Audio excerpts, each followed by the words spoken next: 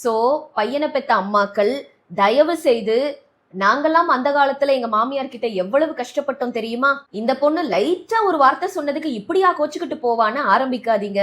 இன்னைக்கு அதெல்லாம் கேட்க யாரும் தயாரா இல்ல. இன்னைக்கு நிறைய மாமியார்கள் மருமகளை ஃப்ரெண்ட்ஸ் ஆக்கிக்கணும்னு ரொம்ப ஆசைப்படுறாங்க. பட் சில பொண்ணுங்களுடைய அம்மாக்கள் ரொம்ப கிளியரா இருக்காங்க. மாமியார் வீட்டுல எல்லார்கிட்டையும் பார்த்து அனுசரிச்சு போமான்னு சொல்ற அம்மாக்கள் 40%னா, எதுக்கும் இன்லாஸ் கிட்ட இருந்து கொஞ்சம் தள்ளியே இருன்னு சொல்ற அம்மாக்கள் 60%.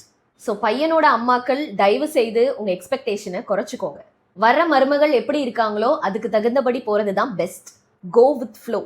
ஸோ வீட்டில் கணவன் மனைவி ஆர் இன்லாஸ் கூட பிரச்சனைனா அதை சமாளிக்க முடியாத பட்சத்தில் தயவு செய்து ஃபேமிலி கவுன்சிலிங்க்கு போங்க.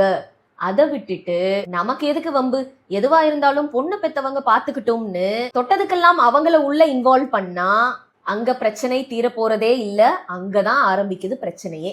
ஒரு பிரச்சனையை சால்வ் பண்ணணும்னா அதுக்கான சொல்யூஷனை தான் தேடணுமே தவிர அந்த பிரச்சனையின் மூலமாக மற்றவர்கள் குளிர் காய்வது சரியில்லை.